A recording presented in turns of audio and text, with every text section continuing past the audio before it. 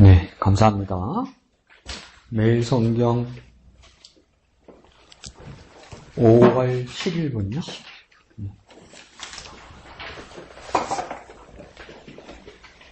11일이네. 7일.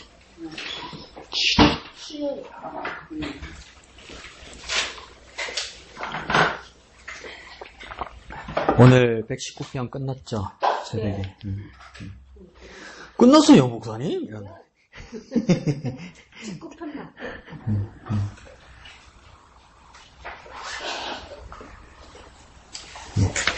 좋습니다. 시편 119편 97절에서 112절까지인데요. 우리 104절까지 한 단락을 먼저 읽고 큐티 나눔을 하고 나머지 단락도 그렇게 하겠습니다. 첫 번째 단락 97절에서요. 시작. 내가 주의 법을 어찌 그리 사랑하는지요. 내가 그것을 종일 작은 소리로 읊조리나이다. 주의 계명들이 항상 나와 함께하므로 그것들이 나를 원수보다 지혜롭게 하나이다. 내가 주의 증거들을 늘 읊조림으로 나의 명철함이 나의 모든 스승보다 나으며 주의 법도들을 지킴으로 나의 명철함이 노인보다 나으니이다. 내가 주의 말씀을 지키려고 발을 금하여 모든 악한 길로 가지 아니하였사오며 주께서 나를 가르치셨으므로 내가 주의 규례들에서 떠나지 아니하였나이다. 주의 말씀에 마치 내게 어찌 그리 단지요 내 입에서 꿀보다 더 다니이다. 주의 법도들로 말미암아 내가 명철하게 되었으므로 모든 거짓 행위를 미워하나이다. 아멘. 자, 첫 번째 단락에서 여러분에게 주신 말씀이나 깨달은 말씀 있나요?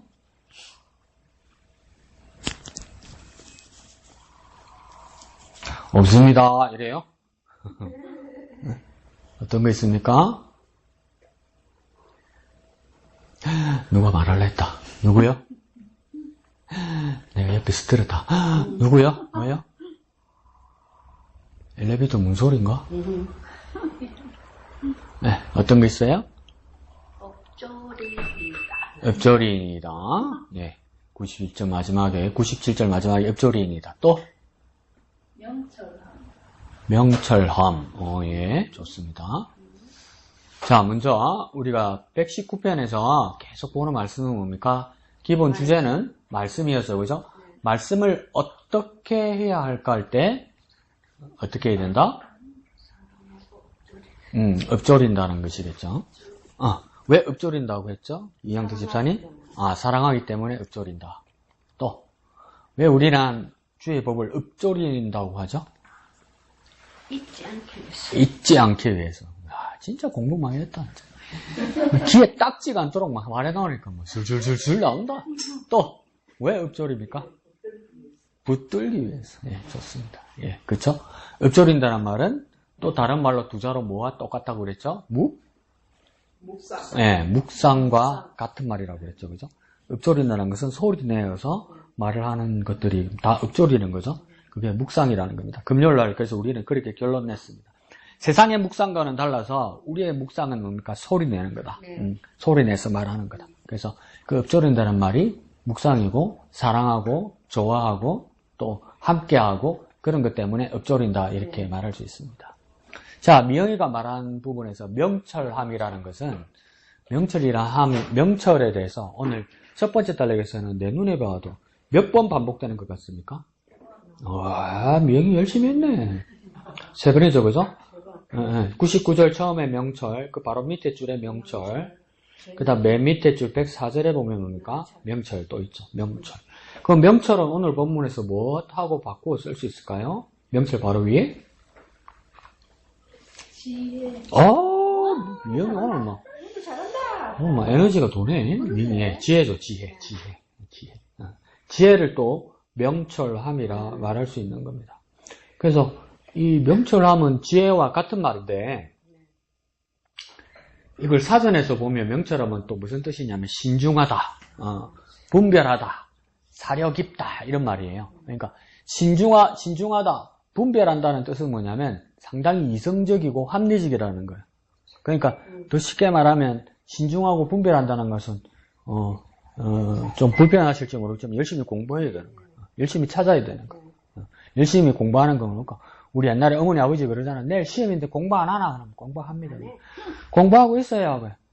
니는 수학 문제도 눈으로 푸나? 이러잖아요. 그러니까 즉 수학 정석 꺼내놓고 팔짱 끼고 이렇게 딱 보고 있죠. 그 눈으로 수학이 풀어집니까? 써가지고 풀어지잖아요. 그죠? 그러니까 펜 들고 연필 들고 종이에다가 써봐야 문제가 풀리는 거 아니에요. 그래서 우리도 뭡니까? 주님께서 주시는 명철, 말씀에 대한 명철, 신중하고 분별한다는 이 뜻은 뭐냐면 구체적으로 말씀을 찾고 공부해야 된다는 뜻입니다. 그러면 더 쉽게 말하면 이 명철 가운데서 신중하고 분별한다는 것은 뭡니까? 또 우리가 게으르면 신중하고 분별한다는 것을 어떻게 해석하냐면 가만히 치다 보면 안다 이랬었는데 그거 많이 쓰죠 교회에서.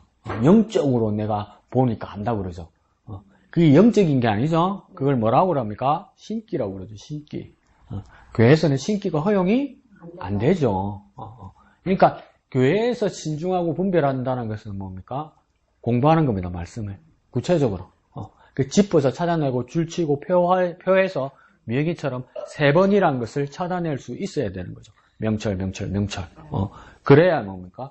여기서 신중하고 분별한다는 것이겠죠. 그래서 명철의 뜻이 신중하고 분별하고 세 번째 뜻은 뭐라고 제가 말씀드렸냐면 사려 깊다 이랬어요. 사려 깊다.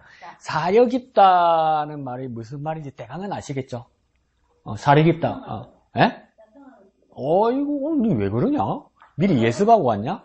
네, 자상한 거죠. 자상한 거. 자상하고 배려하고 남의 입장에 먼저 서주고 이게 뭡니까? 명철이라는 거. 그러니까 성경에서 말하는 명철은 아주 구체적으로 합리적으로 이성적으로 공부를 열심히 하고 찾는 것과 더불어 뭡니까? 마음적으로도 뭡니까? 배려하고 자상하고 남의 입장을 먼저 생각해주고 이런 사람입니까? 명철하고 지혜로운 사람이라는 거야. 그러니까 자기 똑똑한 것으로는 성경에서는 지혜로운 사람은 아닙니다. 그러니까 한때 제가 고등학교 때만 해도 대한민국 전체에서 고등학교 입시가 제일 높은 지역이 어딘지 아세요? 전국에서 고등학교 입시가 제일 높은 지역. 마산입니다, 마산. 네, 마산. 옛날 마산 여름 있을 때, 마산고등학교, 창신고등학교, 마산중앙고등학교 이렇게 있을 때, 그때 이렇게 도표를 보면 전국에서 고등학교 입시가 제일 낮은 데가 전라북도 군산이었어요. 군산이 60점인가 그랬어요. 그러면, 괜찮은 점수죠, 사실은. 고등학교 입시잖아요. 네. 그럼 반에서 10점 더 올라가 이 정도면 가장 양호한 점수죠. 근데 마산연합의 카트란이 몇 점인지 아세요? 전국에서 90점이었어. 고등학교 들어가는데 10개 중에 1개만 틀려야 돼. 2개 틀리면 탈락이야. 그 정도로 그 카트란이 높았어요. 그건 무슨 말입니까? 학교 수준이 높다는 건 두 번째 문제고 인구가 너무 많고 학교는 작다는 뜻이에요, 사실은. 네. 근데 그러다 보니까 경쟁력이 나서 점수가 높았죠. 그래서 그 당시에는 서울대학교 가는 친구들도 많았고, 마산 지역에서 진해고등학교도 많았고, 전국 1등도 한 번씩 나왔었어요. 전국 1등도. 그래서 한 번은 또 어디서 나왔냐? 마산 중앙고등학교에서 전국 1등이 한 번 나왔었어요. 전국 1등. 대학 시험 전국 1등. 그러니까 이제 방송국에 와서 인터뷰를 하잖아요. 그러니까 그렇게 공부를 잘한 비결이 뭡니까? 똑같이 거짓말하죠, 그죠? 충분히 자고 교과서 위주로 공부했다고 그러죠. 구라치고 있네. 잠안 자고 뭡니까? 문제집 사고 참고서 사고 그래서 외우면서 공부한 거죠. 그냥 되는 게 어딨어요. 그러면서 이제 기자가 뭐랬냐면, 훌륭한 학교와 훌륭한 선생님을 두셔서 선생님이 지도 잘 하셔서 그렇게 성적이 좋게 나왔는데 얘가 교만해진 거야. 뿔뚝심이 나가지고 얘가 뭐라 그랬냐면 무슨 말씀하세요? 내가 열심히 해서 된 거지. 내가 잘해서 해서 된 거지. 맞긴 맞죠. 근데 집으로 할 소리는 아니죠. 나는 그러니까 어머니, 아버님이 도와주시고 선생님께서 훌륭하게 가르쳐 주셔서 내가 이렇게 됐습니다. 이러면 어머님이 아이고 지가 열심히 해서 그랬죠. 그러고 선생님도 뭡니까? 내가 학생 잘 만난 복이죠. 이 이야기가 오고 가야 되잖아요. 근데 얘가 뿔뚝심이 나가지고 뭔 소리 합니까? 내가 열심히 해서 된 거지 이라는 거요. 일부 맞는 말이긴 한데 그러니까 여기서 뭡니까? 이 친구는 전국에서 대학 입시 점수를 제일 잘 받았지만가 성경에서 말하는 지혜는 없는 사람이죠. 명철은 없는 사람이죠. 왜 없습니까? 사려가 없잖아. 배려가 없잖아. 자상하지가 않잖아. 남을 생각하지 않잖아. 이기적이면 성경은 지혜가 없고 명철이 없는 겁니다. 그러니까 우리가 마음이 끈하고 넓고 사람들을 잘 대할 수 있어야 지혜로운 사람입니다. 지혜로운 사람. 그래서 한 번은 그런 생각을 했어요. 우리나라 조선시대에 학자 중에 안동의 도산서원의 태기 이황 선생 들어봤죠? 태기 이황 선생이 조선시대의 유학 학문에서 그 논쟁, 그러니까 자기 라이벌들과 학문 논쟁, 당쟁 싸움 말고, 당파 싸움 말고, 논쟁을 크게 3번 했었어요.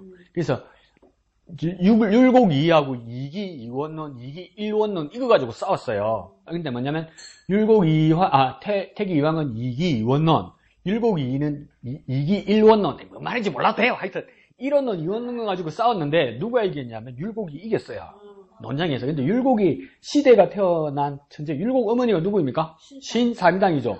율곡 얘가 진짜 나쁜 사람이야. 왜요? 왜 자꾸 과거 시험을 봤어? 과거 시험 자원급제를 6번 했어. 그리고 어머니 돌아가시면 슬퍼서 3년상을 했어요. 그러니까 어머니 묘를 지켰죠. 그 다음 시험 치려고 또 1등했어. 그러니까 너무 똑똑하니까 사람을 무시를 잘해요. 율곡이가.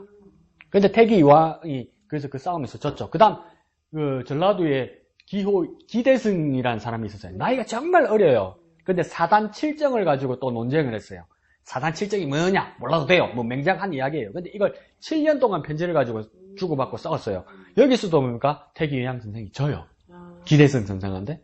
그리고 3번째에서 이제 편지를 주고받으면서 또 졌다고 말하는 사람이 있냐면 여기 합천에 남명조식 선생이라고 있어요. 남명조식 선생은 경상대학교에 연구소도 있죠. 근데 이 선생의 가장 훌륭한 점의 하나는 뭐냐면, 그 벼슬을 일찍 그만두고 밑에서 후학을 양성을 하죠. 그래서 임진왜란 때 의병이 가장 많았던 지역이 이 영남 지역이에요. 근데 대부분 남명조식 선생이, 제자예요. 근데 이 남명조식과 태계 이황이 또 편지를 주고받아요. 근데 뭡니까? 또 태계 이황 선생이 집니다. 근데 내가 가만히 생각해요. 지금 와서 가만히 생각했어요. 이황 선생이 학문이 좀 모자라구나 이렇게 생각하다가 내가 가만히 생각해보니까 참 이황 선생은 마음이 넓은 사람이구나. 그죠? 여러분 이 믿음의 확신을 가지고 있는 그 하나님의 말씀 들으면 있잖아요. 집사님 그건 아니죠 이래봐요. 그럼 나보고 죽으라는 기분 같거든요. 믿음의 말씀이면 내가 그때 은혜 받은 말씀이면 집사님 생각 바꿔도 그거는 아니에요. 그러니까 또 뭐랍니까? 목사님 그거는 건들지 마세요. 또 이렇게 된단 말이에요. 근데 태기 이황 선생이 항상 승복했거든요. 그래서 지금 와서 내가 생각하니까 왜 이 많은 학자들 3명이 이황 선생님한테 말을 자꾸 붙이면서 논쟁을 하려 했을까? 나쁘게 말하면 만만했겠죠. 근데 또 좋게 말하면 뭡니까? 태기 이황 선생이 잘 받아준 거야. 말을 잘 들어주고 잘 받아주는 거야. 그러니까 죄송합니다. 기어 타는 거야. 근데 기어 탈만 하니까 타는 거야. 근데 계속 이야기를 들어줘요. 그래서 이황 선생의 인품이 얼마나 훌륭하냐면 그 조선시대 유학시대니까 그 아들 한 사람이 일찍 죽었어요. 아들이. 그러니까 며느리가 이제 생가부가 되게 됐잖아요. 근데 그날부터 태기 이황 선생이 성격이 변해요. 그래서 며느리를 얼마나 구박을 하는지. 그래서 어떻게 합니까? 이황 선생이 며느리를 쫓아냅니다. 왜요? 제가 해라고. 제가 해라고. 제가 해라고. 그런데 참 이 양반도 기구예요. 부인이 또 일찍 돌아가셨어요. 그래서 이제 새 부인을 얻었어요. 근데 새 부인을 얻었는데 정신장이잖아. 그러니까 이황 선생이 또 검소하니까 옷 같은 것도 막 찢어진 게 있고 이러니까 그러니까 남편 옷을 이렇게 기워준다고 하는데 그러면 이 도포자락이 찢어졌으면 여기 이제 하얀 도포니까 하얀 도포천을 대가지고 이렇게 끼워줘야 되잖아요. 이 부인이, 새 부인이 정신이 없어갖고 빨간색으로. 그러면 태기 이황 선생이 부끄러워하지 않고, 이러고 다녔다고 그랬잖아요. 자기 부인을 부끄러워하지 않고. 그래서, 야, 오늘 본문도 같이 읽으면서, 야, 정말 지혜롭고 명철한 게 뭘까? 3번째, 사려 깊어야 되는구나. 지비 모르면, 그건 지혜로운 사람은 아닙니다. 지밖에 모르면, 지혜로운 사람은 아닙니다. 똑똑할 수는 있어요. 근데 그 칼날로 많은 사람을 다치게 해요. 막 가르면서. 율곡이는 5번인가 자원급제하고 나서 어머니 돌아가시고 나서 너무 충격을 받아 책을 다 덮었거든요. 네. 그런데 뭡니까? 사회에 대한 불만이 생기는 거. 그리고 아버지는 뭡니까? 아버지도 무시하는 거예요. 지는 자원급제를 5번이나 했는데 자기 아버지는 자원급제를 한 번 못했어. 과거에 성공을 못 했으니까 아버지를 무시하는 이 상놈을. 그러다 보니까 웬만한 사람한테 반말하고 웬만한 사람 무시하고 이랬단 말이에요. 그냥 나중에 나이 들어서는 그 잘못을 깨닫게 되죠. 솔로몬도 가장 지혜로운 사람이었잖아요. 처음에는 뭡니까? 스바 여왕에도 자기 지혜를 말하죠. 자기 지식을. 그러니까 여왕이 깜짝 놀라잖아요. 근데 전도서 나중에 보니까 뭡니까? 다 꽝이다. 다 내가 잘났다고 하던 건 이거 의미 없다. 그걸 깨닫는 순간, 나이 들어서 깨닫는 순간은 뭡니까? 지혜의 완성이 되는 겁니다. 그래서 여러분 가장 어르신이 될수록 여러분이 가장 키울 수 있는 건 뭡니까? 넓은 마음입니다. 넓은 마음. 넓은 마음.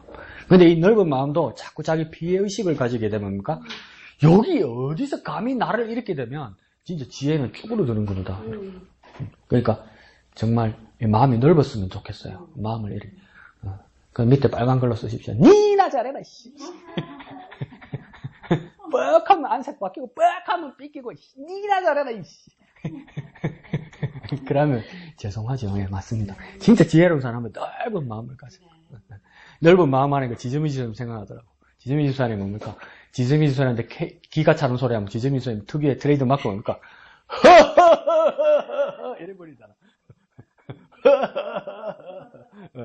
그게 느껴지더라고요. 그러니까 넓은 마음으로 받아주면 그게 금방은 아닌데 지나고 나면 그렇게 날 받아주셨구나 이걸 느껴요.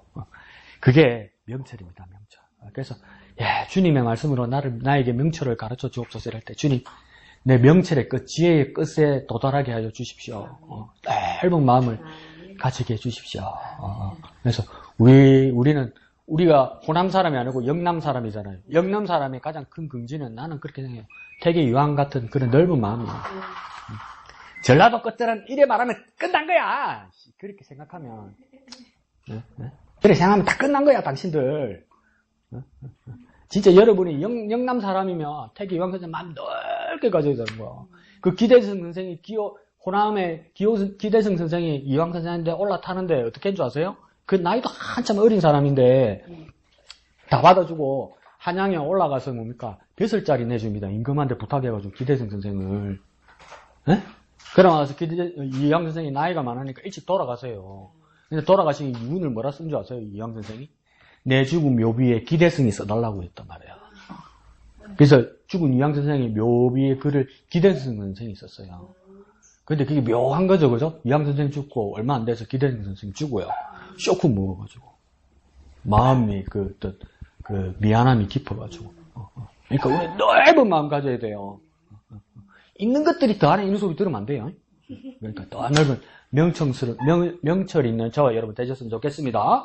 자, 밑에 105줄부터 끝까지요. 시작. 주의 말씀은 내 발의 등이요 내 길의 빛이니이다. 주의 의로운 규례들을 지키기로 맹세하고 굳게 정하였나이다. 나의 고난이 매우 심하오니 여호와여 주의 말씀대로 나를 살아나게 하소서. 여호와여 구하오니 내 입이 드리는 자원 제물을 받으시고 주의 공의를 내게 가르치소서. 나의 생명이 항상 위기에 있사오나 나는 주의 법을 잊지 아니하나이다. 악인들이 나를 해하려고 올무를 놓았사오나 나는 주의 법도들에서 떠나지 아니하였나이다. 주의 증거들로 내가 영원히 나의 기업을 삼았사오니 이는 내 마음의 즐거움이 됨이니이다. 내가 주의 율례들을 영원히 행하려고 내 마음을 기울였나이다. 아멘. 자, 어떤 말씀 오나요?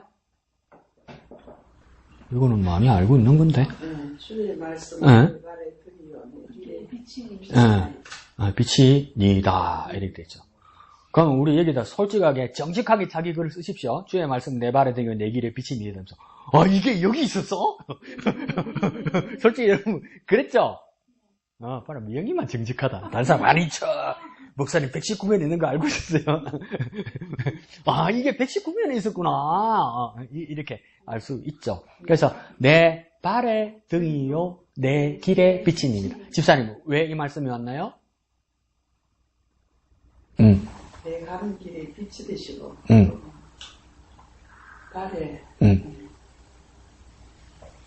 발에 내가 위험한 곳에 이렇게 발에 이렇게 잘 비춰지지 않는 곳에서도 말씀이 이렇게 가다 보면 생각날 거였어요. 그렇죠. 이 내 발의 등이란 말은 뭐냐면 내 걸음을 말하겠죠. 그죠? 지사님 말한 것처럼 내 발 앞에 불빛이 없으면 밤에 갈 때 보니까 위험한 걸 모른다는 것이겠죠. 그런데 비춰주셔서 위험한 것을 미리 말씀해 주신다는 뜻이겠죠. 그러니까 주님의 말씀은 위험을 미리 보여주시고 뭡니까? 피하게 하신다는 말씀이죠. 그 말씀이 뭡니까? 내 발의 등이라는 거죠. 안 그러면 모른다. 주님의 말씀이 없으면 내 앞에 어떤 일이 있어서 어떻게 대비해야 될지 도무지 모른다. 다시 말하면요. 주님 말씀이 없으면 대책이 없다. 내 삶에 대책이 없다. 대책이. 그런데 미리 보여주시는 것이 주님의 말씀이다. 그럼 또 나는 주님 미리 보여주시려면요. 주님 딱 15분만 미리 보여주세요. 뭐를? 딱 15분만 미리 보여주세요. 그래, 뭐를? 주님, 나는 내일도 미리 안 보여주셔도 되고요. 모레도 안 보여주셔도 되고, 일주일, 한 달 후에 안 보여주셔도 딱 15분만 미리 보여주세요. 뭐? 로또 번호요. 주님, 난 많이도 안 바래요. 나 소박하지 않습니까, 주님? 15분이라고 그러잖아요, 15분. 주님, 내가 내일을 가르쳐달라 합니까? 일주일 후를 가르쳐달라 합니까? 내년을 내가 어떻게 해달라고 그럽니까? 주님, 딱 15분. 얼마나 찰 겁니까, 주님? 번호 6개만 가르쳐주세요. 근데 뭡니까? 내 앞의 일에 대해서 나는 내 욕심이나 내 생각으로는 하나도 안 보인다는 거죠. 심지어 뭡니까? 내 위험에 대해서도 알 수 없다는 거예요. 근데 내 걸음걸음마다 내 위험 앞에서 주님께서 비춰주신다는 거죠. 그래서 이걸 등이요, 빛이라고 이렇게 얘기하니까 왜 한 번은 등이란 말하고 한 번은 빛이라고 말했을까 이럴 때 어떤 분은 그렇게 합니다. 그냥 반복이다. 반복이기 때문에 강조하는 말씀이다. 이렇게 말씀하시기도 해요. 그 말도 맞죠? 그리고 또 뭡니까? 발걸음 하나를 비춰주는 등불과 같다는 거예요. 그러니까 하루하루 그때 아니 순간순간 그때도 그러니까 멀리 가는 거는 내가 하나님 말씀 따라 살아가는데 하루하루 사는 건 주님 모르잖아요. 주님 아세요? 쿠쿠는 물 요만치 넣어야 되고 쿠체는 요만치 되는 거 주님이 아세요? 내가 할게요. 우리의 삶의 방식은 다 그렇다는 것이겠죠. 그냥 뭡니까? 내 삶의 순간순간 아주 작은 부분도 뭡니까? 주님께서 비춰주시는 것이다. 그게 내 발의 등이요. 길에 빛이다라는 건 뭡니까? 내 목적지를 향해서 여기 빛이다. 그러니까 그런 빛이겠죠. 내 발의 등이라는 것은 우리 지금으로 말하면 후레쉬 랜턴 같은 것이겠죠. 우리 길 갈 때 쓰는. 근데 내 길에 빛이다라는 건 뭡니까? 저 망망대의 그 등대 같은 겁니다. 등대. 반짝반짝. 아, 저기로 가야 되는구나. 그러니까 우리 먼 미래와 목표를 향해서도 빛이 되셔서 등대와 같이 비춰주시고 우리 한 걸음 한 걸음 앞으로 나아가는 일에도 주님께서 등으로 비춰주신다. 그렇게 보기도 합니다. 그러니까 또 쉽게 말하면 순간순간도 비춰주시고 앞으로 나의 미래도 주님께서 비춰주신다. 군인들이 애들끼리 모여나면 장난치고 할 게 그리 없는가 봐요. 요즘은 때리면 또 큰일 나거든. 막 바로 감옥 가고 이러니까 말로 애들을 괴롭히는 거야. 말로. 그러니까 뭡니까? 근데 그게 제일 쫄병들은 억장이 무너지거든요. 그게 뭐냐면 이제 그 고참들이 장난을 쳐요. 10시인가 되면 다 자거든요. 밤 10시. 그럼 불 끌 때 소등하겠습니다. 이라고 불을 끄거든요. 맨 막내가. 그럼 다 같이 자요. 근데 뭡니까? 소등하겠습니다. 라면 고참이 말해요. 아니다. 한마디 하고 자라. 이래요. 그냥 억수로 재밌는 말을 해야 돼. 근데 그게 만날 생각이 나나. 쫄병이 주눅이 들어가지고. 그렇게 하면 뭡니까? 불 안 끕니다. 웃길 때까지 안 꿉니다. 재밌는 말 할 때까지. 그럼 하다가 안 되면 중간 고참이 탁 일어납니다. 오늘은 제가 하겠습니다. 이래요. 그럼 만약에 강우경이 이등병 쫄병이잖아요. 그럼 중간 고참이 이랍니다. 야, 강우경, 예, 이병, 강우경. 이러면 불 딱, 이게 너의 미래야. 이러면서, 예, 이러면 불 딱 끕니다. 불 딱 끄면서, 이게 너의 미래야. 이래요. 그러면 뭡니까? 막 중간 고참들은 재밌다고 웃죠. 근데 그 쫄병들은 얼마나 막막한 이야기입니까? 그러니까 꺼지면 막막한 거예요, 여러분. 정말 그때 그 말 듣는 쫄병은 뭡니까? 다른 사람들은 재밌어서 웃어도 듣는 당사자 쫄병은 막막합니다. 앞으로 1년 반, 2년을 어떻게 지낼까 끔찍하단 말이에요. 그 진짜 빛이 없고 어둠이라는 것이 얼마나 두렵고 부담이라는 걸 알게 됩니다. 그러니까 우리의 삶에서도 빛이신 등이 되신 주님의 말씀이 없으면 정말 애매한 겁니다. 사라지던데요. 자꾸 또 이래라. 어딘지 모르고 사는 겁니다. 그래서 뭔가 내 발의 등이요, 내 길의 빛입니다. 이렇게 얘기하는 거죠. 그리고 12절 끝에 보면, 그러니까 내가 주의 율례들을 영원히 행하려고 어떻게 했다고 합니까? 내 마음을 기울였나이다. 그러니까 이렇게 되죠. 기울였다는 뜻이 뭘까요? 이 사람 무슨 뜻일까요? 내 마음을 기울였습니다. 가깝다. 왜 이렇게 똑똑하지 오늘 두 사람 다? 기울였던 거 말 그대로 뭡니까? 이렇게 굽었다는 것이겠죠, 그죠? 그러니까 하나님 말씀 앞에서 객관적이거나 평등하게 여기면 안 됩니다. 그러니까 뭡니까? 세상이 있고 교회가 있고 하나님 나라가 있고 세상 나라가 있어서 뭡니까? 내가 가운데 있어서 평등하게 객관적으로 아주 중도적으로 아주 중립적으로 내가 세상을 살아간다 이러면 뭡니까? 마음을 기울일 수 없습니다. 그러니까 꼿꼿하게 서 있겠죠. 그러니까 뭡니까? 주의 율례들을 향해서 뭡니까? 내 마음을 기울였다는 건 뭡니까? 나는 하나님 말씀 편에 들기로 기울였다는 겁니다. 내가 하나님 말씀 편이 되기로 했다는 겁니다. 그러니까 뭡니까? 억수로 좋아하는 사람인데 억수로 수줍어서 말을 작게 하면 어떡합니까? 뭐라고? 이렇게 되는 거 아니에요? 이렇게 기울이잖아요. 말을 들어보려고. 우리도 그러니까 세상도 살아가고 가정생활도 하고 직장생활도 하고 그렇지만 우리가 그리스도인으로 사는데 이 모든 말들에 대해서 그러니까 내가 하나님의 말씀을 더 사랑하면 마음의 기도 옵니까? 내 진짜 기도 옵니까? 하나님 말씀으로 갈 거예요. 하나님 말씀으로 갈 거예요. 하나님 말씀으로. 그래서 뭐라고요? 더 들으려고. 그게 뭡니까? 내 마음을 기울였다는 것입니다. 그러니까 결정했다는 것이겠죠. 그러니까 우리의 마음이, 우리의 자세가, 우리의 기가, 우리의 마음입니까? 하나님께로 향해야 되는 것. 이게 기울였다는 뜻입니다. 우리가 그러니까 평등하거나 중립적으로 산다는 건 그러니까 믿음은 아닙니다. 믿음.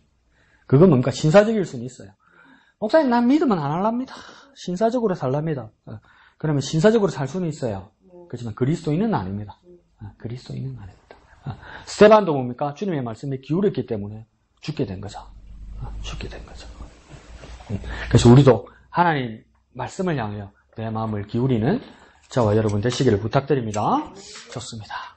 공 가볼까요? 오늘 102페이지요. 19가 제목 다 같이 한번 읽어볼까요? 시작. 시험을 받으신 예수님. 시험 싫습니다, 목사님. 시험 지긋지긋합니다. 누구나 다 그렇죠. 우리 학교 교수님도 그렇게 말씀하시죠. 기독교 교육과의 이석철 교수님? 그분이 서울대학교 나왔거든요. 근데 소아마비예요, 소아마비. 그러니까 어릴 때부터 조금 영특하니까 공부하는 것밖에 몰랐죠. 그래서 서울대학교 생물학과인가? 그렇게 나왔어요. 그분이 한 이야기가 있죠. 근데 성경 무서워요. 불 같아요. 한 번씩 나면 학생들한테 고함 지르는 거 보면 근데 한 분 하루 웃으면서 뭐라고 하냐면 학교가 시험 없고 등록금 없으면 놀기 제일 좋은 곳이다 이러더라고요. 그쵸? 등록금 없고 시험 없으면 학교가 놀기 제일 좋은 곳이다 이러면서 막 웃더라고요. 지원에서 생각하니까 그렇죠. 그러니까 교수님도 시험은 싫구나. 교수님도 시험은 부담스럽구나. 예수님도 부담스러운 시험을 당하신 것 같습니다. 근데 예수님께서 시험을 받으셨다고 이야기해요. 나중에 닿는 말에서 배우겠지만 시험에는 두 종류가 있습니다. 그건 나중에 보고요. 자, 밑에 중심 구절 예수께서 대답하여 이르시되 읽어볼까요? 시작. 예수께서 대답하여 이르시되 기록되었을 때 사람이 떡으로만 살 것이 아니요 하나님의 입으로부터 나오는 모든 말씀으로 살 것이라 하였느니라 하시니. 아멘. 자, 예수님께서 지금 상황은 어떤 상황이냐면 사장 전체를 보면 광야에서 마귀에게 시험 받고 있는 상황이죠. 예수님께서 시험을 내야 되는데 예수님 출제자인데 하나님인데 왜 시험을 받으실까? 더 여기서도 우리 마음에 더 시험 드는 건 뭐냐면 예수님도 게을렀구나. 예수님도 뭐 잘못했구나. 그러니까 마귀한테 시험 받지. 우리는 그렇게 생각할 수 있다고. 왜? 우리한테 적용하면 내가 왜 이렇게 고난이 올까? 내가 왜 이렇게 어려움이 올까? 내가 왜 이렇게 풀리지 않는 문제가 생길까 좀 생각하다 보면 자기 자괴감이 들다 보면 뭡니까? 아, 내가 뭘 잘못했구나. 이런 생각을 자꾸 한단 말이에요. 근데 예수님은 광야에서 마귀에게 시험 받기 전에 두 단계 했습니다. 첫 번째, 침례요한에게 침례 받으셨어요. 그리고 침례요한이 분명히 보고 들었어요. 이는 내 사랑하는 자요, 내 기뻐하는 자고 하나님 음성을 듣고 성령이 비둘기같이 임하는 것까지 다 봤어요. 진짜 완벽해요. 근데 예수님은 뭡니까? 또 누가 끌고 가더라는 거죠. 예수님을 누가 끌고 갔다고 하니까 어디에 이끌려? 누구에게 이끌려? 누구에게 이끌려? 누구에게 이끌려? 자꾸 물어보면 그거 아닌 것 같지? 누구에게 이끌려? 그렇죠. 성령에 이끌려. 뭐 하러 가셨습니까? 기도하러 갔어요. 며칠 동안요? 40일 동안요. 뭐 안 하고? 밥도 안 먹고 금심하며 기도하셨다면 이거 완벽한 거 아니에요. 성령에 이끌려 밥도 안 먹고 기도만 했다는 건 뭡니까? 예수님이 밥맛이 없었나? 밥 먹는 것보다 주님께 기도하는 것이 더 좋았더라는 거 아니에요. 완벽한 거 아니에요. 침례받고 기도하고 완벽했잖아요. 근데 누가 옵니까 이제? 마귀가 오네. 뭐 하려고? 시험 하려고? 그러면 뭡니까? 여기서 아하 우리들이 느끼면 되는 겁니다. 내가 곧 고난받고 시험 받는다고 해서 내가 그리 잘못해서 꼭 받는 건 아니구나. 예수님도 그러셨는데 그러면 뭡니까? 예수님처럼 나도 이 시험을 극복할 수 있다. 이렇게 느끼시면 됩니다. 자꾸 내가 잘못한 거에만 들어버리면 진짜 시험 됩니다. 진짜 못 헤어나옵니다, 여러분. 예수님처럼 내가 극복하고 이겨내리라. 예수님도 기도하셔서 그렇게 당하셨는데 나도 예수님처럼 이겨내리라 이렇게 생각하셔야 됩니다. 자, 그러면서 예수님께서 이기시는 방법이 뭐냐면 기록되었으되 이래요. 기록되었으되 이건 뭡니까? 날 사랑하신 어디요? 성경에 써있네. 예수님 이 말씀이에요. 성경에 써있네. 성경에 기록되었으되 이 말이에요. 기록되었다는 건 아무데나 기록되었다는 것이 아니라 성경에 기록된 말씀을 하셨다 이 말이에요. 예수님이 자기 말씀을 하신 것이 아니란 말이에요. 예수님이 자기 마음에 들고 자기 마음에 있는 말씀을 먼저 하신 게 아니라 그러니까 시험을 이기는 비결은 뭡니까? 성경 말씀을 하는 거예요. 성경 말씀을. 예수님도 뭡니까? 자기 말이 아니라 성경 말씀을 시작했단 말이에요. 시험 받을 때. 그러니까 성경에 기록되었으되 이렇게 얘기해요. 사람이 떡으로만 살 것이 아니요 하나님 입으로부터 나오는 모든 말씀으로 살 것이다. 그럼 이게 어디냐? 신명기 8장 3절 말씀이란 말이에요. 미리 쓰여 있었단 말이에요. 이 말씀을 마귀에게 했다. 마귀가 뭐라 그랬길래? 이 돌로 떡이 되게 하라. 그러니까 떡이라고 이야기하니까 밥 잘 먹고 또 간식 먹는가 봐. 그게 아니라 그러니까 나는 그게 좋은데 한번 약식 가져오신 적이 있다. 집사님 떡 대신 거죠. 나는 약식 참 좋아하거든요. 근데 왜 약식을 좋아할까? 감사하니까. 니도 늙었구나. 이제 단 거밖에 모르는구나. 니도. 약식에 설탕 많이 들어가요. 엄청 들어가요. 다른 떡보다 더 많이 들어가요. 근데 억수로 맛있어요, 나는.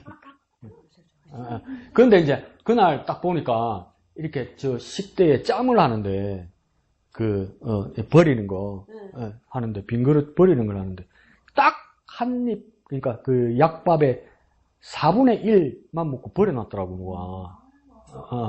근데 내가 한참 고민했어요. 이걸 어쩌고 우리 엄마 알면 난리 났긴데 이거 쭉 거지 새끼야 사고 난리가 날 건데. 근데 나는 약식을 좋아하는데 털어서 제가 먹었어요. 닦아서 먹었어요. 근데 얼마나 안 부끄럽고 목사님 자리 저기서 얼마나 맛있게 먹었는지 얼마나 맛있든지 얼마나 맛있든지 그게 얼마나 맛있든지. 내가 그래서 내가 약식도 좋아하고 아껴 먹어야 되겠다는 것도 내가 내 스스로 배우고 또 입에 너무 안 맞아서 못 먹는 사람이 있을 수는 있는데 그건 버리지 말고 날로 달라고 날로 날 주라고 날로. 그러니까 이 예수님이 떡으로만 살 것이었을 때 이 떡은 약식이나 간식이 떡이 아니라 다시 바꿔서 말하면 밥입니다. 밥. 그 밥이 얼마나 먹고 싶겠어요. 어떤 목사님이 그랬어요. 금식 4일째 위기가 옵니다. 왜 위기가 옵니까? 악몽을 꿨습니다. 무슨 악몽을 꿨습니까? 꿈에서 통닭을 먹었습니다. 잠에서 깨면서 너무 괴로웠습니다. 진짜 안 먹었다니 이러면서 그 정도로 괴롭다는 거예요. 그러니까 어떤 사람이 목사님은 3일 그렸습니까? 나는 당일 밤에 꿨습니다. 쌓고 어떤 사람들. 그러니까 예수님 얼마나 꿈에도 나타나고 얼마나 배가 고프셨겠어요. 그러니까 마귀가 그걸 안다는 거죠. 우리가 가장 간절히 원하는 것을 마귀가 잘 알아요. 우리가 정말 좋아하고 정말 갖고 싶고 정말 먹고 싶은 걸 마귀가 알아요. 그래서 그걸 제시한단 말이에요. 내 입에 안 맞는 거 제시 안 해요. 그럼 마귀가 어떻게 그렇게 잘 알까? 여러분 정말 이거 머리가 쭈뼛 정도로 무서운 이야기인데 마귀가 내 겉모습만 보는 게 아니에요. 내 마음을 어느 정도 알아요. 내 마음 어느 정도 알아요. 그러니까 제가 우경이가 시룩도 시루떡이지만 백설기도 백설기지만 약밥을 정말 좋아하는구나. 마귀가 알아요. 그래서 개떡을 안 줘요. 마귀가 나한테 뭐랍니까?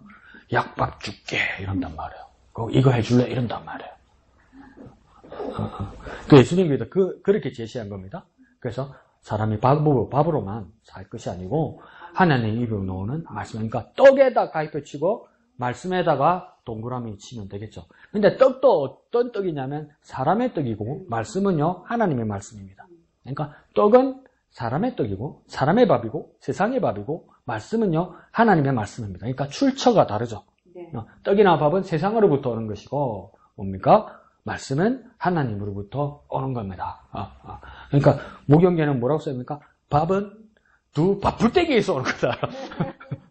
지금 양도 밥풀떼기에서 오는 거다.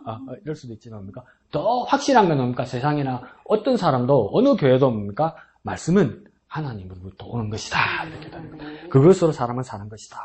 자, 밑에 중심 주제요. 시작. 예수님은 굳건한 믿음과 하나님의 말씀으로 모든 시험을 이기셨다. 시험을 이기는 방법 두 개네요. 무엇과 무엇? 믿음과 말씀. 그래서 뭡니까? 1 믿음, 2 말씀 이렇게 써도 되고요. 또 뭡니까? 이걸 연결해서 생각해봐도 돼요. 믿음과 말씀을 써놓고 나서 말씀을 믿는 것. 이것이 시험을 이기는 것이다. 또 어떻게 생각하냐면 말씀하시는 하나님을 믿음으로 이기는 것이다. 이렇게 생각할 수도 있고 뭡니까? 하나님의 말씀을 믿음으로 이기는 것이다. 이렇게 여러 가지로 생각할 수 있어요. 여러분이 연결해서 장문할 수 있습니다. 장문. 만들 수 있습니다. 그래서 믿음과 말씀 나누어서 말할 수도 있고 둘을 연결해서 말할 수도 있습니다. 자, 밑에 여러 말 보면 올림픽 이야기하죠. 네. 그래서 여기서는 뭐 그렇게 중요한 건 아닌데 밑에서 네 번째 줄로 보면 확신과 자신감 보입니까? 확신과 자신감 거기다 동그라미 쳐놓고 오른쪽 페이지 넘어가면 두 번째 달력이 이렇게 보입니까? 이렇게 또 무엇과 무엇이 나옵니까? 자신감과 확신 이렇게 나오죠. 그죠? 자신감과 확신.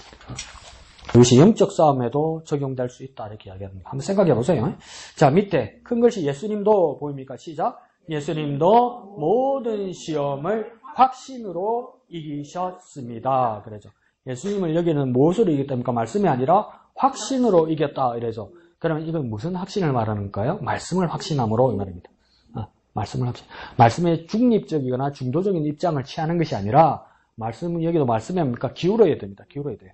확신으로 기울어야 돼요. 시험하고 테스트 해보는 것이 아니라 확신으로 기울어야 돼요. 그래야 뭡니까? 시험을 이길 수 있다. 밑에요. 그렇다면 성도가 시험이나 유혹을 만났을 때 가져야 할 확신은 무엇일까요? 두 가지입니다. 첫째, 둘째 나오겠죠. 그 다음 줄에 첫째는 뭐랍니까? 내가 누구냐 이렇게 되어 있죠. 일단 여기 표시해 놓고요. 뒷장 104페이지 맨 밑에 줄에 가면 둘째 나옵니다. 예수님께서 시험과 유혹을 일시비기는 당연코 하나님의 뭡니까? 말씀. 오른쪽 페이지 제일 첫 번째 단어 뭐 나옵니까? 말씀. 이게 2번입니다. 1번은 뭡니까? 내가 누구냐? 2번은요, 말씀. 이게 됩니다. 자, 내가 누구냐? 다시 103페이지로 가면요. 내가 누구냐는 이 말은 뭐냐면요. 내가 누구냐에 대한 확신이라고 말하는데, 자기 뭐라고 얘기되어 있습니까? 정체성. 정체성은 알만하면서도 한자어로 돼서 좀 어려운 말이기도 하고, 그냥 제가 더 쉽게 한번 풀어드려 볼게요. 이 정체성을 영어로는 뭐라고 하냐면 identification 이렇게 써요. identity. 이게 뭐냐면 이게 약자로 뭐라고 쓰냐면 ID라고 써요. I. 알파벳 I하고 알파벳 D. ID. 아디 어디서 많이 봤습니까? 회원가입하고 로그인하라고 맨날 ID 넣으라고 비밀번호 넣으라고 까먹고 모르겠다 사고 그러면 또 뭐 넣으라 사고 이러죠. 그게 뭡니까? ID죠. ID. 그러니까 ID는 뭡니까? 네가 누구냐 이 말이에요. 근데 더 쉽게 말해볼까요? 근데 외국에는 주민등록증이 없어요. 그래서 주민등록증 대신에 신분을 밝힐 수 있는 게 대부분이 여권 아니면 운전면허증. 여권 아니면 운전면허증이에요. 그래서 뭡니까? 거기에서도 뭐라냐면 do you have any identification card? 이래요. 그러니까 뭐 ID 카드 있냐? 이렇게 말해요. 그러면 ID 정체성은 뭐냐? 신분증. 그러니까 시험을 이기는 비결은 뭐냐면 내 신분증, 내 신분이 뭐냐 이 말이에요. 내 신분이. 그럼 또 지네시 여자동 지네시 석동 그래라 또.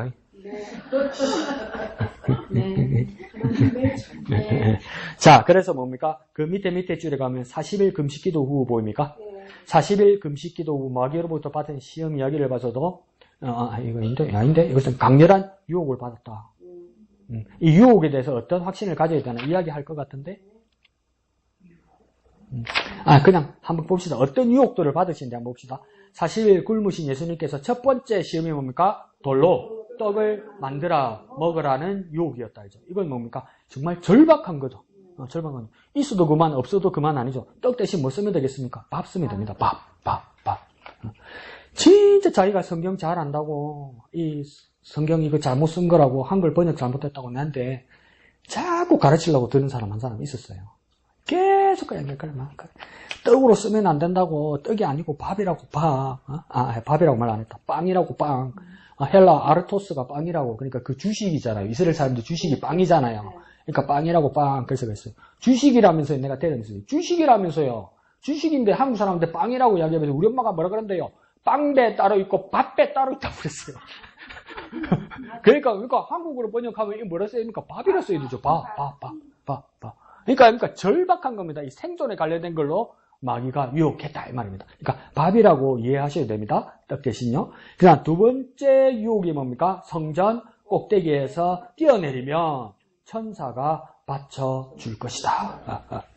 근데 점프를 했는데 63빌딩에서 뛰어내렸는데 안 다쳤어. 왜요? 천사가 밑에서 싹 받아주더라는 것이겠죠. 그럼 히트 치는 거지.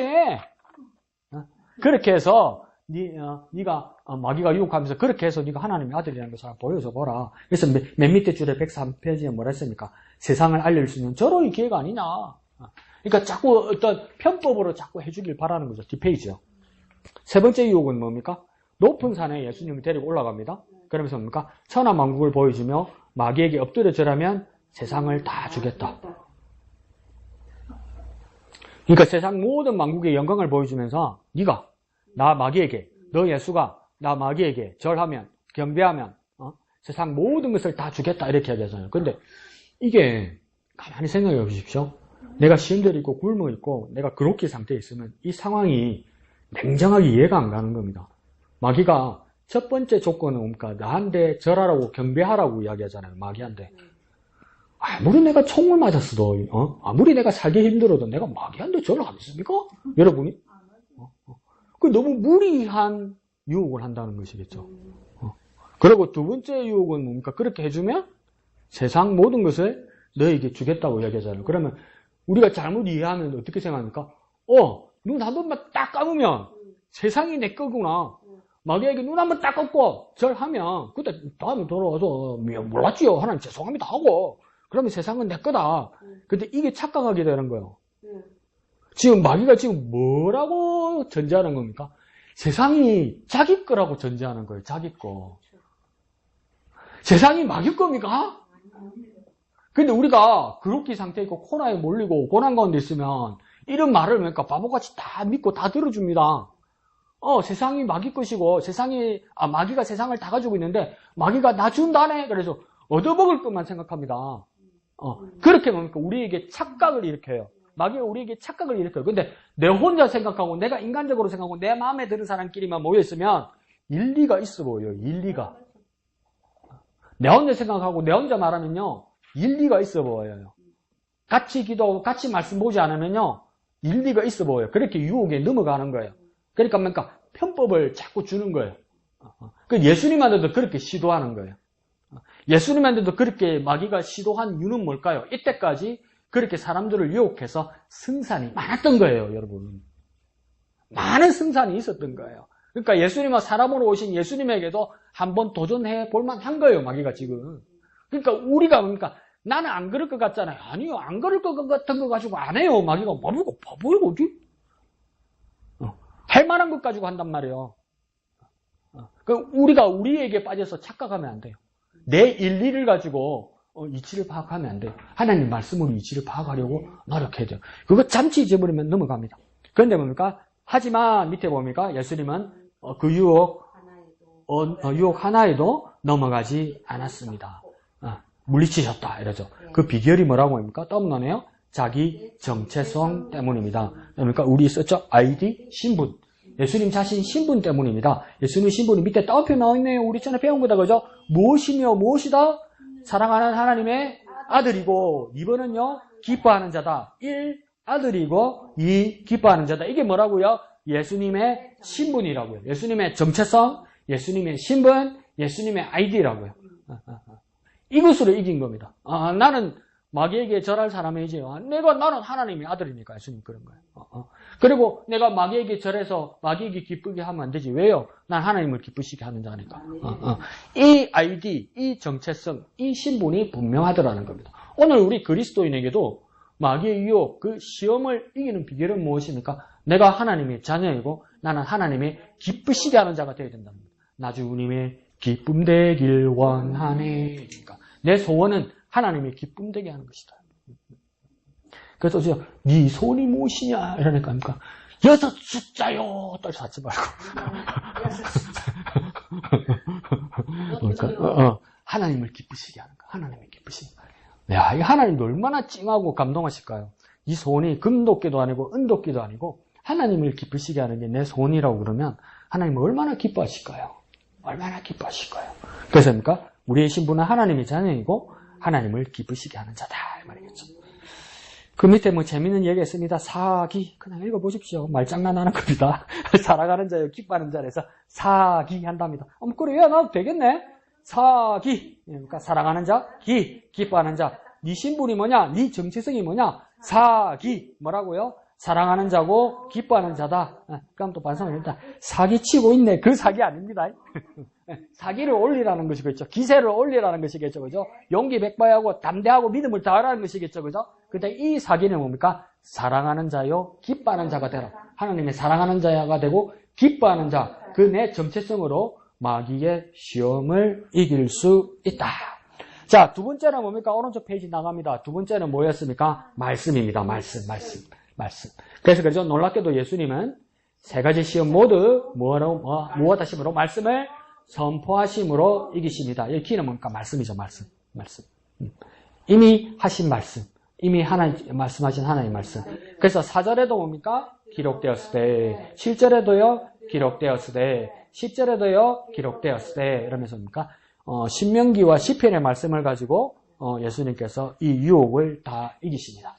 그러니까 뭡니까? 이 말씀을 많이 알아야 되고 매일 묵상하고 매일 줄치고 내게 사무치는 말씀들이 매일 새로워야 되겠죠. 근데 여기서 여러분에게 한번 경각심을 드리는 건 뭐냐면 두 번째 마귀가 시험하는 것에서 뭡니까? 성전 꼭대기에서 뛰어내리라. 그러면 천사가 너희를 받쳐줄 것이다. 이렇게 마귀가 제안하잖아요. 그죠? 마귀도 뭐 한 건 줄 압니까? 시편 91편을 인용한 겁니다. 1191편에 천사가 네 발을 돌에 상하지 않게 할 것이다. 이 말을 누가 인용하는 거라고? 예수님이 아니라 마귀가요. 그러니까 마귀도 뭡니까? 말씀을 이용합니다. 악용합니다. 그러니까 말씀대로 해서 말씀 주시고 말씀 가르친다고 해서 다 따라가면 뭡니까? 어떨 때는 뭡니까? 경상도말 해볼게요. 희뜩 넘어갑니다. 네. 희뜩 넘어갑니다. 어제 저분은 말씀만 가르친다고.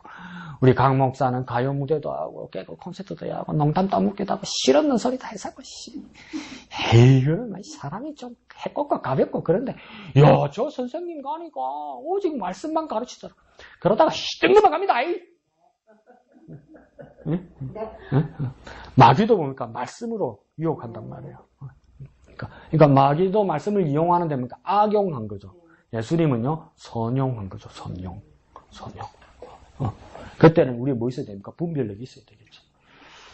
자, 시편 8장 3절만 인용하시죠. 그죠? 여기에 뭐라 되어 있습니까? 사람이 떡으로만 살 것이 아니요 하나님의 입으로부터 나오는 모든 말씀으로 살 것이다. 이러죠. 그래서 어떤 사람은 또 이렇게 써놨더라고요. 떡으로만 살 것이 아니요. 그래서 내가 뭡니까? 떡으로도 살아야 된다. 맞긴 맞지. 그러면서 밑에 뭡니까? 말씀만으로는 굶어 죽는다. 밥이 필요하다. 맞죠, 맞지. 어찌 그래 똑똑하노? 내가 할 말도 없게. 그런 말씀도 있습니다. 그런데 둘 중에 선택해야 된다면 뭡니까? 오직 말씀이라는 것이겠죠. 말씀.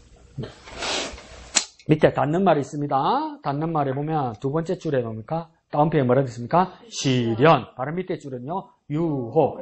시험을 이 두 가지로 볼 수 있습니다. 한 가지 관점은 시련. 두 번째는요, 유혹. 영어의 시련을 뭐라고 되어 있습니까? 잘 아는 테스트라고 되어 있죠. 유혹은 뭐냐면 temptation 이렇게 있습니다. 말 그대로 유혹입니다. 미혹, 유혹입니다.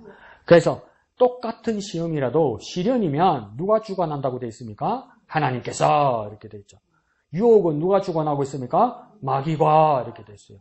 근데 하나님께서 시련을 주시는 목적이 있습니다. 뭐 하기 위해서요? 무엇을 키우기 위해서? 믿음을 키우기 위해서. 마귀가 유혹이란 시험을 하는 목적은 뭡니까? 믿음을 넘어뜨리기 위해서 한다 이 말입니다.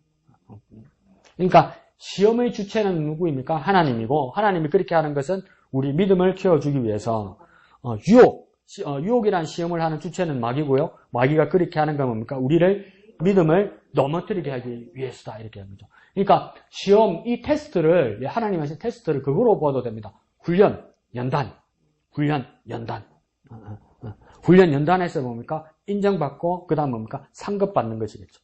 인정받고 상급받는. 근데 유혹은 뭡니까? 마귀가 미혹해서 뭡니까? 덫을 놓은 거죠. 덫. 함정을 판 거죠. 뭐 하려고요? 빠져서 뭡니까? 멸망하게 하려고. 그렇게 했다는 거죠. 그럼 이제 여기서 이제 고민이 생깁니다.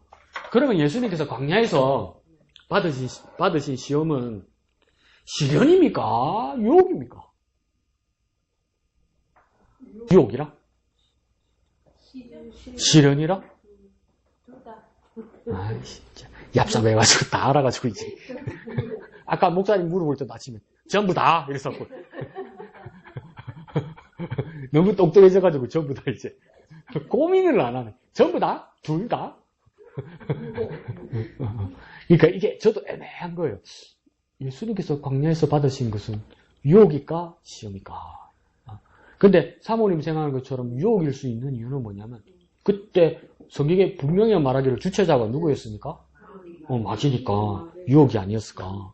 그렇게 생각할 수도 있어요. 그 말도 맞는데 또 마가복음이나 다른 복음서에서 마가복음은 아주 간단하게 예수님 시험 받으셨다만 이야기했는데 그 뒤에 뭐라고 됐냐면 누가 나와서 그 다음 끝에 뭐 수종 들더라? 천사들이 와서 수종 들더라. 그러면 그것도 상급받은 것처럼 그렇게 돼요. 그러면 이건 또 시련인데 이렇게 되잖아요. 그러니까 같은 상황에 마귀와 하나님이 같이 있어요. 다 있어요. 그러니까 마귀가 자기가 주관하는 것 같아도 그 배후에 다 주관하고 운영하시는 이가 누구입니까? 하나님이라. 마귀는 착각하겠지. 내가 주관하고 내가 이것을 무너뜨릴 수 있다고. 그러니까 그 뒤에 하나님 계시더라는 겁니다. 그러니까 그러면 우리는 이거 뭘로 생각하면 내가 당하는 고난이 마귀가 주는 것일까? 하나님 주시는 것일까? 이렇게 생각할 때 마귀는 자기가 주는 것이라고 아무리 말할지라도 마귀의 이 유혹을 이기면 하나님께서 이 유혹을 이기면 하나님 뭐 하시는 겁니까? 상급 주십니다. 상급 주십니다. 아무리 어떤 문제가 생겨서 내게 고난 같은 일이 있을지라도 무엇입니까? 내가 이것을 이기고 극복하면 하나님께서 상 주십니다. 상 주십니다. 그러니까 예수님께서 이 한가운데 계신 거예요. 그래서 주기도문에서도 뭡니까? 우리를 시험에 들지 말게 하옵시고 이러잖아요. 그러면 아예 시험을 당하지 않을 것처럼 그렇게 기도하는 것이지만 그게 아니고 시험을 잘 극복하게 하시고 이 말입니다. 시험이 오지만 마귀에게 이기게 하시고 이 말이에요. 사실은. 그 기도죠. 그래서 뭡니까? 무엇을 이길까요? 믿음으로, 확신으로, 말씀으로 이기게 하시고 그러니까 우리가 믿음이 더 성장하게 하여 주십시오. 이렇게 기도하는 거죠. 맨 뒤에 106페이지요. 그래서 이 시험에 대한 인용의 욥기와 디모데 전서에 나오죠. 그죠? 자, 욥기는 한번 읽어볼까요? 시작. 그러나 내가 가는 길이 그가 아시나니 그가 나를 단련하신 후에는 내가 순금같이 되어 나오리라. 여기서 시험은 뭡니까? 단련이죠. 단련. 단련이 시험인데 이 단련의 시험은 뭐냐면 또 다른 사전론에서 용광로, 풀무 이런 말입니다. 그러니까 용광로, 풀무에 원석인 금의 원석을 이렇게 넣으면 활활활활 하면서 뭡니까? 금은 녹아서 흘러내릴 것이고, 다른 돌이나 금속은 뭡니까? 타서 재가 돼 없어져 버리죠. 그러니까 그 안에 들어가야 뜨겁고 고통스럽고 어렵지만 그때 나가야 순금만 받을 수 있죠. 이게 뭡니까? 시험이라는 거. 그러니까 우리 찬양에 있잖아요. 뭐 같은 시험 많으나 겁내지 불같은 시험이에요. 이 불같은 시험이 용광로를 말하는 거예요. 목사님, 나는 열탕도 싫어합니다. 불같은 시험 싫습니다. 그러니까 냉탕 같은 시험도 말하는 근데 뭡니까? 욥도 그런 일을 당했다는 건데 그 뒤에 뭡니까? 순금같이 되어 나온다 이 말이겠죠. 그런데 뭡니까? 이 일이 내가 단련받는 이 일이 하나님 주신 것이거든 마귀가 준다고 내가 착각하든 간에 가장 큰 전제는 뭐냐면 내가 지금 마귀에게 당하는 것이라고 내가 느낄지라도 한가운데 뭡니까? 뭐라고 합니까? 누가? 그가 뭐 한다고요? 하나님이 뭐 한다고요? 다 아시나니 이러잖아요. 아신다고요. 모르지 않으신다고요. 내가 어떤 어려움과 힘든 일과 고난과 심지어 세상 모든 사람들이 내가 착각해서 마귀가 나를 죽이려고 나를 삼키려고 이렇게 하는 것일지라도 하나님 다 알고 계시다는 거예요. 하나님 다 알고 계시다는 거예요. 하나님 모르는 물렸냐? 진짜 말을 하지? 그런 하나님은요. 하나님께서 아브라함 이식께서 네 아들 이삭을 저 모리아 산 가서 바쳐라 그럴 때 하나님 타이밍 못 맞춰가지고 아브라함아 네 칼을 굳어라 네가 나를 사랑하는지 이제 알았노라 이러면서 이게 딱 멈췄잖아요. 근데 하나님이 깜빡하시는 하나님이니까 아브라함아 벌써 찔렀냐? 애도 급하다 이런 분이 아니란 말이에요. 정확하게 다 아시고 정확히 그 타이밍까지 아신단 말이에요. 그 마음까지 아신단 말이에요. 그러면 우리의 불같은 시험 정말 외롭고 막 슬플 때도 있을 거예요. 아무도 내 편 안 들어줄 때도 있을 거예요. 더 슬픈 건 뭡니까?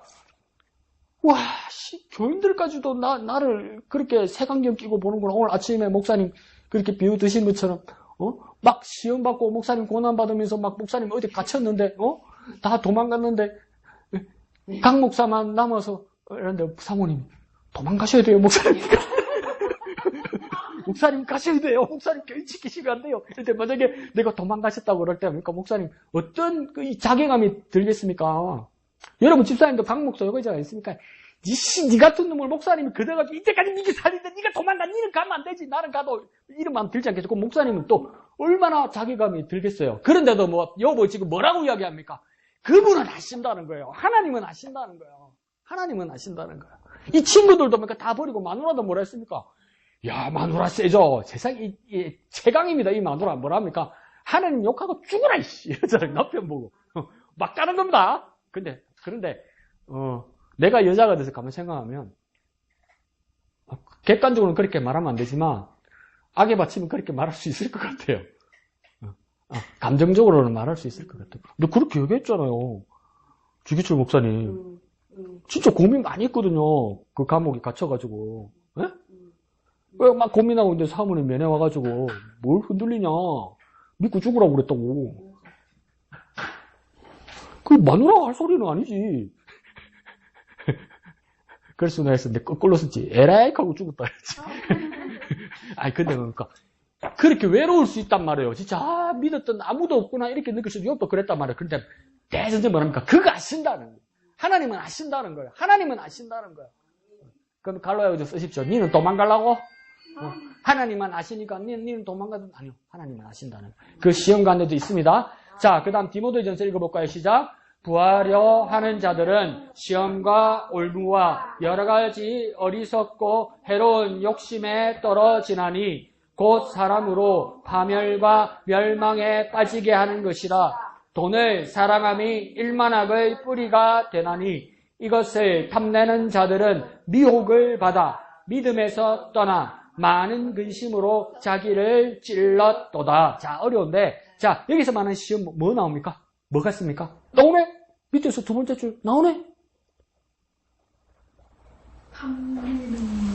믿음에서 돈을 사랑하니. 언니들 왜 잘하다가 마무리 때 왜 그래? 왜 헷갈려, 언니들? 아까 시험에, 그렇죠!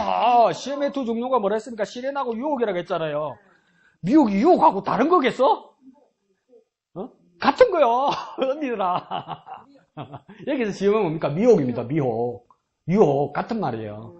이건 주체를 누구로 보는 겁니까? 마귀죠. 마귀죠. 마귀가 함정에 빠뜨리려고 하는 것이겠죠. 근데 내 이 말씀을 왜 이렇게 사무치냐면요. 제가 신학대학원 시험 칠 때, 성경고사, 2교시, 영어시험, 3교시, 논술고사 이렇게 쳤어요. 근데 우리 앞에 기수만 해도 미달이었어요. 근데 우리 기수부터 60명이 떨어졌어. 그러니까 얼마나 쫄았어. 나는 작년에 미달이니까 올해도 미달이겠지? 이랬는데 60명 떨어진다. 얼마나 쫄려. 그러고 목사님도 기다렸거든요. 얘가 됐나 떨어졌나 또 목사님 말은 뭐라고 궁금할 거 아니요. 그 얼마나 쫄았던지. 그러니까 막 성경심 하나하나가 막 예민한 거예요. 근데 이 문제가 났어요. 돈을 사랑하면 일만하기 뿌리가 된다는 것이 어디 있냐? 어디 있어? 그걸 내가 어떻게 알아? 그러니까 막 이제 머리를 굴렸어요. 돈을 사랑하기 일만할 뿌리다. 그래서 뭡니까? 목사님, 교수님들 억수로 장난 많이 치거든요. 우리 문제 모르면. 기도해 보세요. 하나님 가르쳐 주실 수 있지 않겠습니까? 그래서 뭡니까? 가만히 쳐다보면 글자가, 두께가 다른 게 보입니다. 자꾸 막 놀려요. 근데 여러분, 막바지에 가면요. 저도 미신을 믿어요, 여러분. 신세가 급하니까. 한 문제는 나도, 주여, 떨어지면 안 됩니다, 주여. 도대체 뭡니까? 눈을 꼭 감아서, 눈을 꼭 감고, 눈 빡 뜨면 보이는 거 하려고. 주여 보여주여. 빡 떴어요. 보이대요? 에베소서 써가지고 틀렸지 뭐.